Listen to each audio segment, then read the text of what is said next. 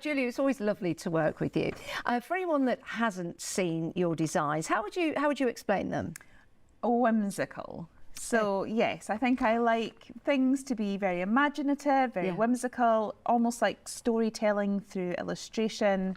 I like things a little bit quirky, but not too strange. So I like them quirky, but adorable. Yeah. Now, crafting, of course, being a big part of your life, but when in your life did you decide you wanted to come to television and be a demonstrator? Because that's quite a bold leap to take. You didn't? I didn't. Do you know, my granny would be delighted. My granny used to sit and watch loads of shopping telly. If she could see me now, she'd be, you know, the whole street would know about it. No, it was a series of very fortunate events. Yeah. So I suffered from very severe anxiety, and I was getting help with that. I had a therapist, and through part of that I had art therapy. And so I was doing drawings, and then one of my assignments one of the weeks was, can you put this picture on one of your social media channels? You know, it's sort of like put yourself out there, allow yourself to be seen, sort of thing. So I did it, and then I started getting messages saying, can we craft with your image? So I turned it into a download for people, and then it sort of snowballed. Not out with my control. It just sort of happened. But then because I was going through therapy, I was sort of had this newfound of like, if opportunities come your way, just go for it. So I got offered a magazine article. So I was like, yeah, okay. And I had to get everything to them in 2 weeks. So in 2 weeks, I built my website. I got everything done. I sorted that. Then somebody had seen my designs and contacted Hachanda, as it was then. Yes, it was. And I got a phone call saying, so I sat and chatted to the buyer going, yeah, that's fine. Yeah, I'll come down for this, and I'll do this, and arranged the induction, got my date planned, then got off the phone call and went, where do you make stamps? Wow. And so I literally had nothing. So again, within a short space of time, I got everything designed and sort of, so it wasn't part of a master plan, it just sort of happened. Well, it's kind of a cure almost for your anxiety then, because now we do live TV. You do had anxiety, now it's live TV. Do you find it very therapeutic though, crafting those? I love it. Yeah, absolutely. I think, obviously I literally started from being, you know, it being a therapy. I've always enjoyed it.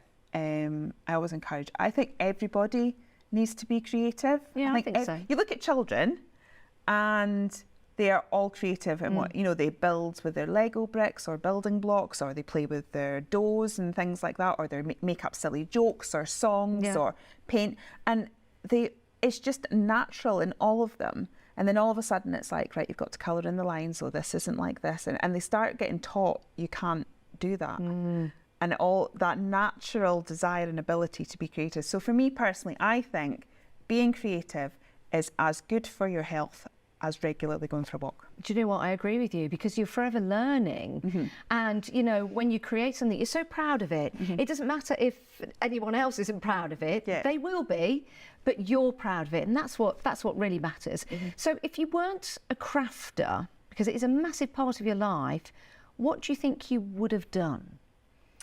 Or what would be an alternative career for you? Possibly, my sewing's not, I enjoy sewing, but I get fed up with it. But I would quite like to be a costume designer or a theatre sign language interpreter. Really? Because you do sign language, don't you? A little bit. Yeah? I do a little bit. And go for it then. Oh, really? Yeah, you introduce your name and I'll introduce us to Create and Craft. Okay, so I'm on camera number 4 now. You see, we've got 3 cameras. Okay, I'll see if I can get this right. Correct me if I'm wrong. Okay. Okay, here we go. That's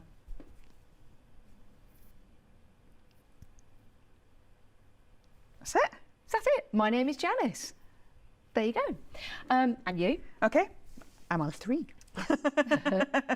Okay, so my name's Julia and welcome to Create and Craft. You see, you flow. You flow beautifully with your sign language.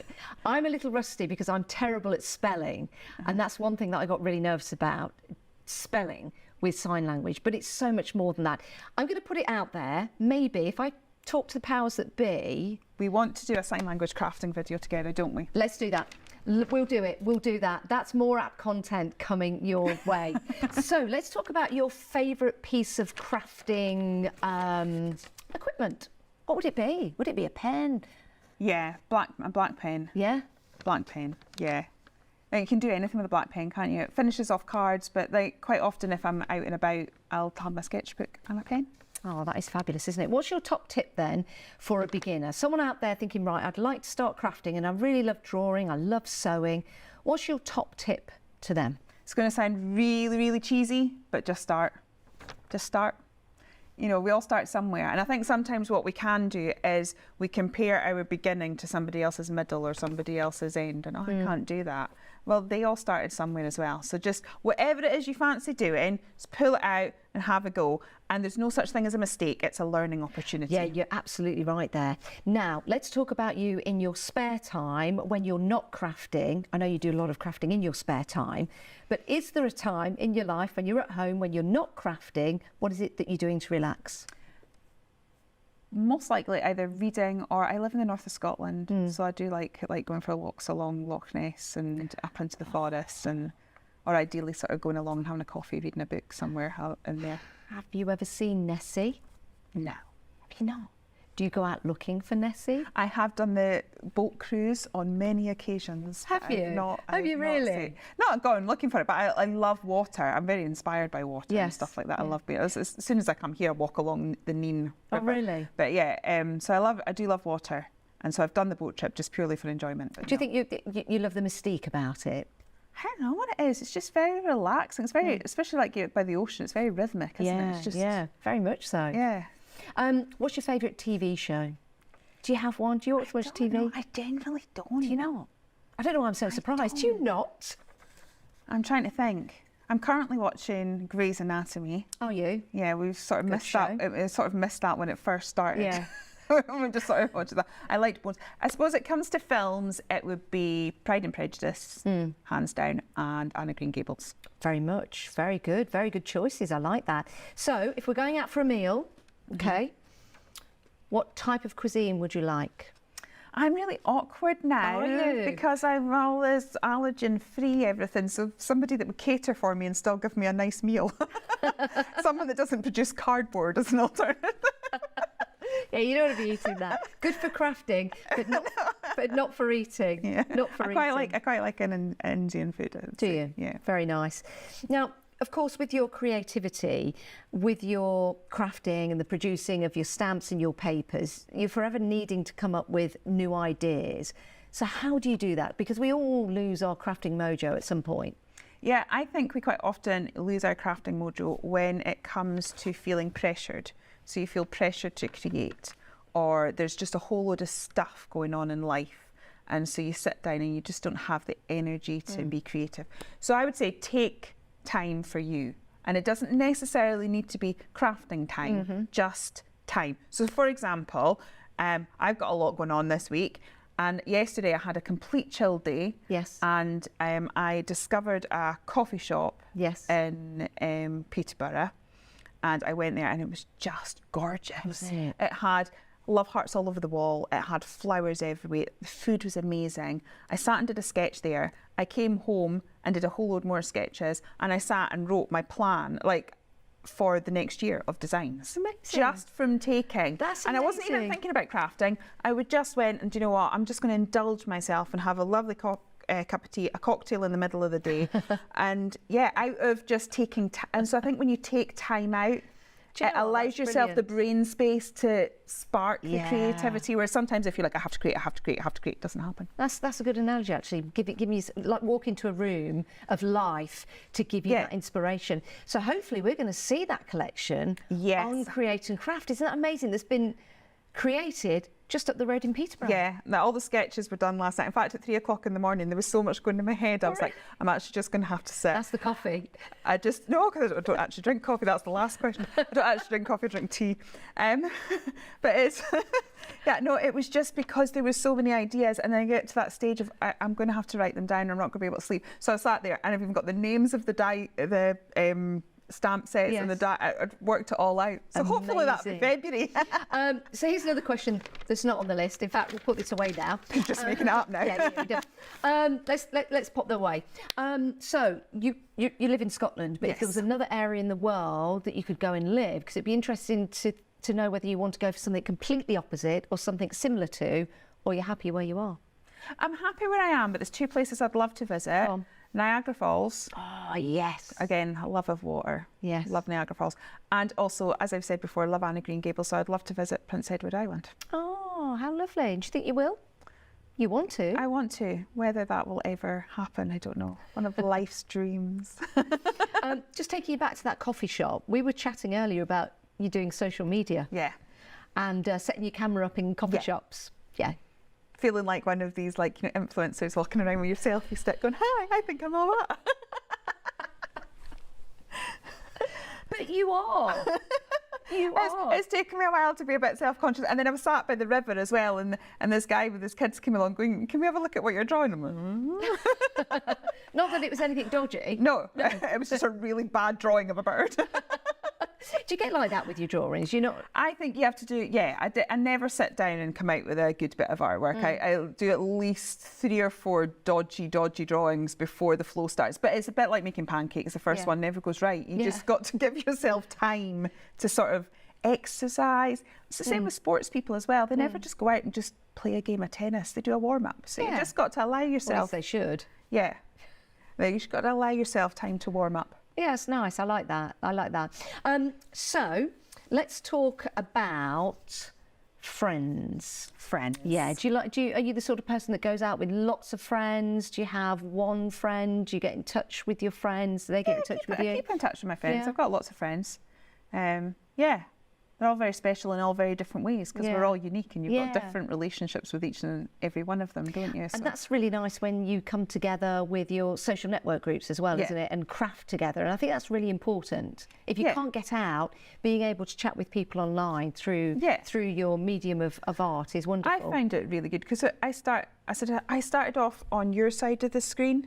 You know, I've spent years, I have watched craft on TV since before there was craft channels invented. Really? You know, so it's like I've watched it since year dot. For years and years. And I crafted, and my friends that lived locally didn't understand my love of paper. Like, you know, the £20 on paper, you know, and you're like, but look, it's beautiful, you know. And so they didn't understand that, or they wouldn't understand the hours worth of work in a little card. So you start to make connections online, and I think it just sort of builds that community, boosts your confidence. And I'd encourage anyone that's nervous, just share. Like, you'll tend to find everyone's really friendly and it boosts your confidence. And you find your tribe, your crafty tribe anyway. I think that's really interesting. I think you've probably struck a chord with a lot of people who think about spending money on paper and on glitter. And if somebody doesn't understand that in your family or in your friendship circle, they just don't get it. And that's why Create and Craft and the social media sites that you can go to come together with other like-minded crafters is really important. Well, as I say to them, you would spend it on a handbag and I wouldn't. We all just have our own interests and our own passions, and it's important to feed your passion. Yeah, it certainly is. So apart from the new collection that you drew here in Peterborough, what's next for you? I think we're going to be doing some, hopefully, more workshops. Yes. I'm working on like a Zoom one so that everyone can join in if they want. I would like to do more with the sign language. Yes. As you know, I'm quite passionate about that, so I bang on about it all the time. Is that computer in sign language? Computer. And the internet? Is it something? It's because it's the W, so you got That's W. It. And you go and it's the World Wide Web. Internet, that's it, the World Wide Web. There you go, on your computer. Yeah. Brilliant. So I think that's really lovely to be able to share your passion with other like-minded crafters out there. And what a journey to go, as you said, you know, for someone that's really anxious, to go from that to go to this. It's funny, I filmed a vlog the day I came down for my induction. Yes. And I completely forgot it was on YouTube, and somebody commented on it the other day. And so I rediscovered it and I watched it. And I went through that because I used the same notepad that I came and tore out the first couple of pages. And I think I'd had entries, you know, you had to have small wins. Yeah. And I had entries like managed to put on some lipstick today, or managed to go outside the house. And those were like things. And I was sitting there like nearly in tears going, I'm about to go for an induction to be on TV. How have I gone from that to this? So I think, it's important. Just That's amazing, Julia. Absolutely amazing. Let's get the sign language course for me and you, and maybe one of the other presenters. Let's do that. Yeah, I think it'd be fun. That'd be really interesting. It certainly would.